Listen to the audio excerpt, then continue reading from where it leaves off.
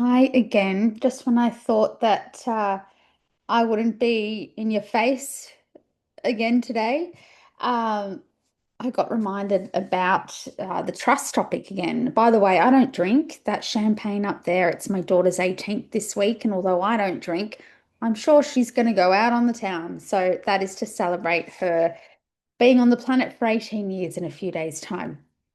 Okay, so. Uh, some of you may know that I work alongside Zev at Warrior at Law. Warrior at Law's been around for 30 years, so long before uh, the situation that started over 5 years ago. He's been here really working out different lawful alternative remedies because he's had skin in the game. And Warrior at Law only shares things that have been walked first before educating about it. So, a lot of us have been really interested in trusts as a structure for protection for all different things.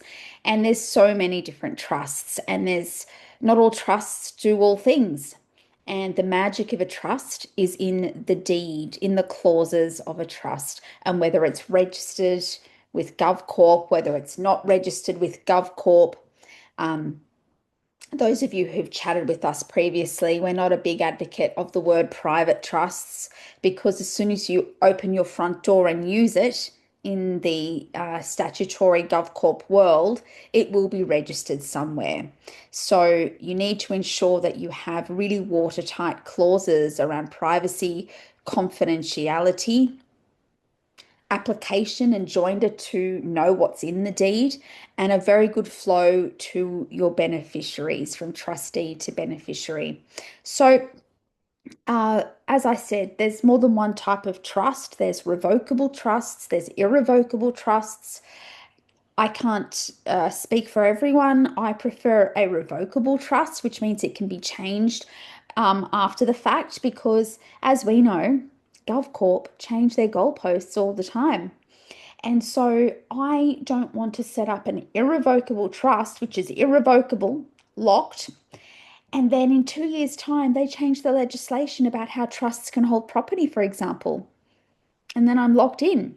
I would much rather have a revocable discretionary trust where the trustees have the power through way of provisional minutes to provisional annexures can be added by way of private minutes to make changes when GovCorp changed the goalposts. I hope that makes sense. So, uh, we were asked this week what's the difference between our trust, which is a discretionary trust with very watertight privacy, confidentiality, joinder, and beneficiary clauses that does not have, it's not registered with the GovCorp, but that doesn't take it out of obligations. If you want to have a chat about that, there are still obligations when we open our front door in that world because we cannot fly to Privacy Planet. I cannot buy, at the moment, I don't think I can buy a block of land on Privacy Planet. But if I can, if someone knows about that, please let me know because I'll be the first to stake my claim. As long as no one has settled there first, because I wouldn't want to steal their land that they're custodians of. Anyway, so there are discretionary trusts like that, and then there are testamentary trusts. And where do we go? What do we do? Now, they're useful for different things and different reasons, and there's not a cookie cutter approach. So, for some, a testamentary trust might be the right way to go. For some, a discretionary trust, like the one that Warrior at Law does, might be the right way to go. So, the Warrior at Law Discretionary Trust is created and operational during the life of the trustee. So it's used for asset protection, lawful wealth stewardship, privacy, and discretionary benefit allow allocations during the life, right, of the trustee and then after death. So it is revocable, meaning it's flexible and immediately active upon execution. A testamentary trust is created through a will and comes into effect only after the testator's death. Its primary role is to manage inheritance for beneficiaries, so children or dependents. It can be used to provide structure or tax advantages to an estate distribution. So it's very much more so in the public realm on that public highway. So let's look at the form and deed structure. The Warrior at Law Discretionary Trust is constituted by a standalone trust deed. It is not dependent on a will or probate. The settlor contributes a nominal sum and is excluded from benefit. So the settlor is the one who draws up the trust. They don't get any benefit from the trust. They're just like the admin. Okay. Then the trustee manages assets with full discretionary power. The deed incorporates private minutes, annexures, joinder clauses, and non-obstant clause. If you want to know about any of those things that I just spewed out of my mouth, reach out to warriorlaw.org and fill in the contact form. Happy to help you. This gives the trustee lawful autonomy and strong privacy protections. Then there's a testamentary trust. It still has its uses. It's formed by a will. There's no separate deed. No separate deed is executed in life. So the executor of the estate acts as the trustee until the trust is established post-death. It is subject to probate law, the Wills Act, and state trustee legislation. Its terms are publicly discoverable through the probate process. So there's no privacy once the will is lodged. Again, this is just speaking out loud. There's more than one way to skin a cat. There are so many amazing mentors and educators in this space for you to get guidance from. I'm just sharing out loud my humble thoughts early on a Wednesday morning. So governance and jurisdiction. The Warrior at Law Discretionary Trust operates under Commonwealth of Australia law. This is if you get the trust in Australia or, or another nominated jurisdiction. Now, some of you maybe go, oh, bing, bing, bing, why are we doing that?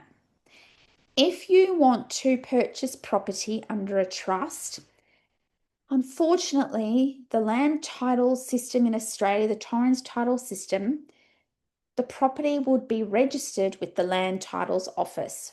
We need to ensure that the trust deed jumps through certain hoops so that the Land Titles Office accepts the trust in the first place to get that property. Again, if you want to talk more on this, just jump on board to warriorlaw.org, fill out the contact form, send in a question. It's like we have a fine line, right, of how to walk between the public jurisdiction and alternative jurisdictions. However, there are just some things one cannot get out of, and I don't believe anyone should try and get out of anything.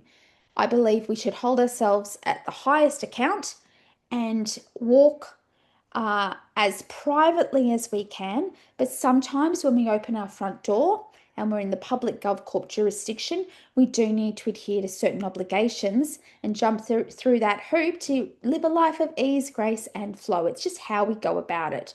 So the Warrior at Law Discretionary Trust is private in nature. It is non-commercial and unregistered. So there's no ABN unless one voluntarily adopts one. It does contain a non-obstant clause, giving the deed precedence over conflicting external interpretations. If you want to know more about that, reach out. It is also designed for equity, trust, and natural law frameworks. Whereas a testamentary trust, it's governed by state law, trustee acts, and probate acts. It's overseen by the probate court and subject to ATO reporting if income is generated. No lawful autonomy from statutory interpretation. Its operation is supervised by the court system. Now let's look at duration and revocability. So the Warrior Law Discretionary Trust, its duration is 80 years or an earlier date chosen by the trustee. It is revocable. The trustee can make changes, wind it up while alive, provided obligations are discharged. It's also continually secured through a deed of appointer of successor trustees, avoiding probate entirely. But we always make sure that we do adhere to public obligations. If you want to know all about that, please let me know. Look at a testamentary trust. The duration is the same. It's still limited by the rule against perpetuity 80 years. I used to be a speech and drama teacher, and I used to give the children tongue twisters all the time. I'm really feeling their pain right now. Anyway, normally a testamentary trust is irrevocable. So once the testator has died, it cannot be altered post-mortem. Successor trustees and distribution terms are locked in by the will.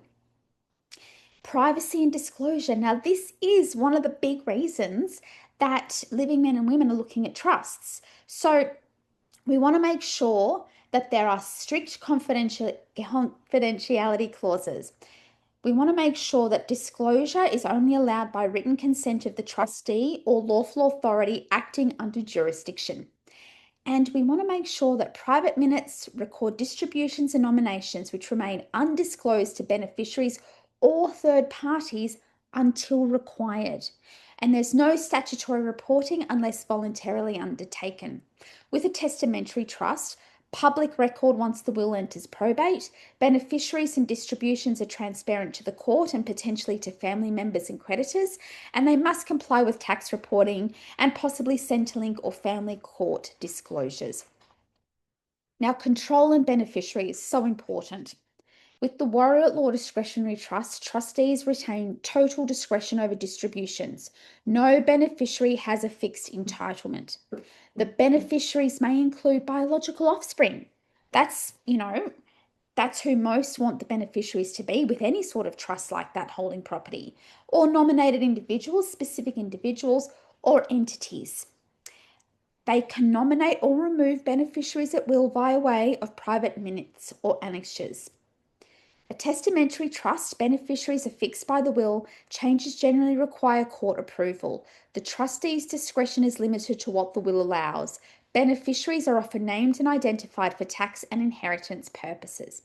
Now, that's not always the case, but I'm just sharing humble thoughts out loud. This is not a cookie cutter matter. This is not a templated approach. So I do recommend getting guidance from mentors and educators in this space. But as usual, I hope this has given a teeny weeny bit more clarity on things, and our metaphoric door is always open. You can reach out to us via email admin@warrioratlaw.com, or you can go to the free membership website, which is warrioratlaw.org. Be well.